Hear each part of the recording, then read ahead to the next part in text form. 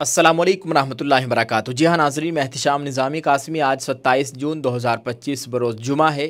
नाजरीन, आज की इस वीडियो में 3 बड़ी ख़बरों से आपको आगाह कर रहे हैं। एक ख़बर है, इस वक्त सोशल मीडिया पर ख़बर चल रही है कि अब 2 पहिया वाहन को भी टैक्स देना पड़ेगा। और एक ख़बर है, जेल के अंदर आज़म खान की हालत तशवीशनाक। और एक ख़बर है, मुस्लिम पर्सनल लॉ बोर्ड के ज़रिए उलमाए किराम ने सभी सियासी पार्टियों को यानी राजनीतिक पार्टियों को ख़त लिख कर एक बहुत अहम मुद्दे पर बात करने की अपील की है। आइए दोस्तों, तीनों ख़बरों को तफसील से जानते हैं। गुजारिश है आप सब देखने वालों से कि वीडियो को मुकम्मल देखिएगा और इसको दूसरे लोगों तक पहुँचाने की कोशिश करें। नाजरीन, पहली ख़बर है, क्या 2 पहिया गाड़ियाँ भी अब टोल टैक्स के दायरे में आएंगी। सोशल मीडिया पर गर्दिश करती खबरों और कुछ मीडिया इदारों के दावों के बाद ये सवाल लाखों लोगों के जहन में गूंजने लगा है। जुमेरात को इस मामले पर आखिरकार ट्रांसपोर्ट व शाहराहों के मरकज़ी वज़ीर नितिन गडकरी ने वजाहत कर दी है।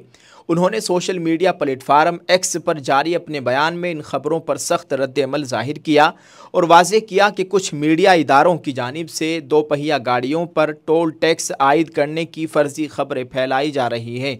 उन्होंने वाज़ेह कर दिया कि ऐसा कोई फ़ैसला ज़ेरे गौर नहीं है। 2 पहिया गाड़ियों के लिए टोल पर मुकम्मल छूट जारी रहेगी।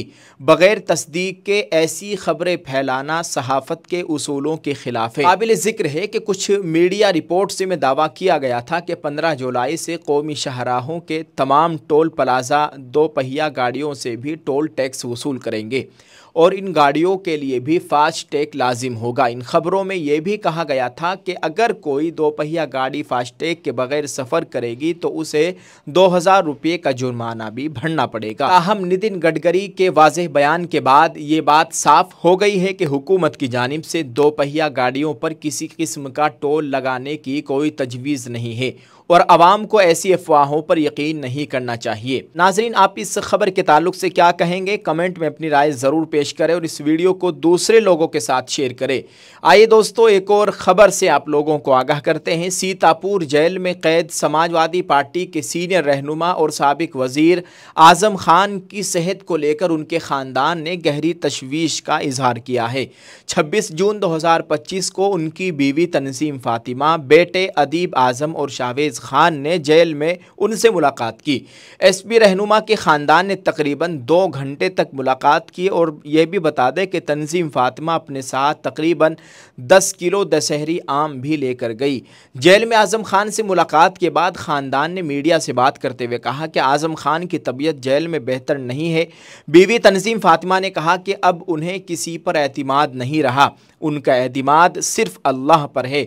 आज़म खान से जेल में मुलाकात करने वाले ख़ानदान का कहना है कि आज़म खान की उम्र और सेहत के मसाइल को देखते हुए जेल में उनकी हालत तशवीशनाक है। इससे पहले एसपी रहनुमा के बेटे अब्दुल्ला आज़म ने भी आज़म खान से मुलाकात के बाद बताया था कि उनके वालिद को उम्र के बाइस कई बीमारियाँ हैं।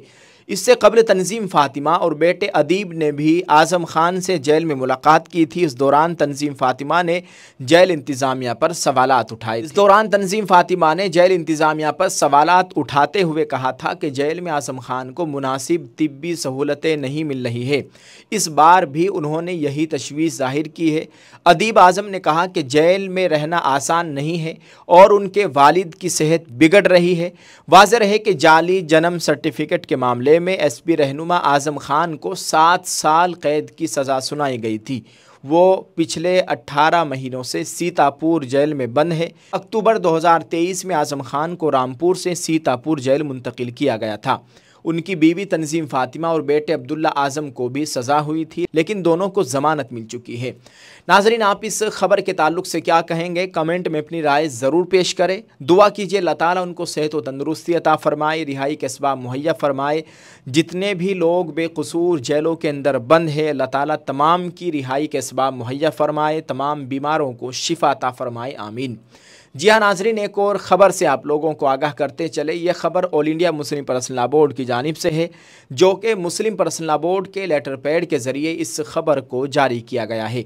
स्क्रीन पर आप मुस्लिम पर्सनल लॉ बोर्ड का लेटर पैड देख सकते हैं। इसमें जो लिखा गया है हम आपको बताने की कोशिश कर रहे हैं। इसमें लिखा है, प्रेस रिलीज़, नई दिल्ली 26 जून 2025। All India Muslim personal law board ने तमाम सियासी जमातों को एक ख़त भेजा है, जिसमें उनसे मुतालबा किया गया है कि वो जस्टिस शेखर यादव, जज इलाहाबाद हाई कोर्ट, उनकी जानिब से 8 दिसंबर 2024 को इलाहाबाद हाई कोर्ट के अहाते में दी गई तकरीर के मामले में मुनासिब कार्रवाई करें।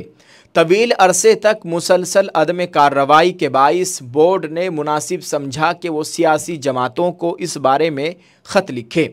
जस्टिस यादव की तकरीर बज़ाहिर आइनी उसूलों के तहत की गई थी। इस तकरीर के हवाले से मौलाना Mohammad Fazlur Rahim Mujaddidi, general secretary all India Muslim personal law board की जानिब से सियासी जमातों को भेजे गए ख़त में दर्ज झेल निकात उठाए गए हैं।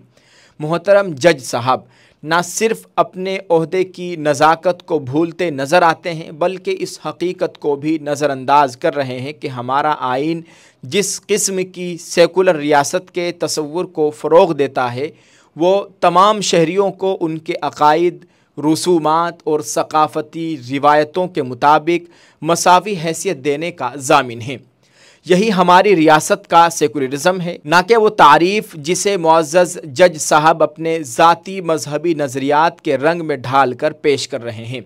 अक़ीदा और मज़हब की आज़ादी हमारे माशरती ढांचे का बुनियादी जुज़ है। मुसलमान ये महसूस करते हैं कि बाहमी ताल्लुक़ात के लिए दीगर मजहबी तबक़ात के साथ मजहबी मामलात में रवादारी नागुज़ीर है। मोहतरम जज साहब ये भूल चुके हैं कि उनका मखसूस मजहबी रुझान, जो कि आइन के गलत फ़हम का नतीजा है, एक मखसूस मज़हब को निशाना बना रहा है, जो कि कानून की हुक्मरानी के लिए इंतहाई नुकसानदेह है। एक आइनी अदालत के रुकन होने की हैसियत से जहाँ गैर जानिबदारी बुनियादी शर्त है, उन्होंने ज़ाती एजेंडे के तहत आइन के एक मखसूस नज़रिए को फ़रोग़ देने की कोशिश की है, जो कि ख़ुद आइन के ख़िलाफ़ है और इसके इतदराक के लिए आइनी निज़ाम के तहत फ़ौरी मुदाखलत की ज़रूरत है। मुस्लिम पर्सनल लॉ बोर्ड का मानना है कि गुज़िश्ता 6 माह के दौरान इस मामले में कोई मुअस्सिर कार्रवाई नहीं की गई।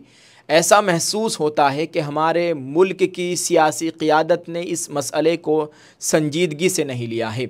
हमें मुल्क की तमाम सियासी जमातों, तबक़ों को ये याद दिलाना ज़रूरी है कि भारत के आइन 1950 के मुताबिक मुल्क का आइनी कल्चर किसी जज को, जो कि आइनी अदालत में अपने ओहदे पर फाइज हो, जानिबदार रवैया इख्तियार करने की इजाज़त नहीं देता।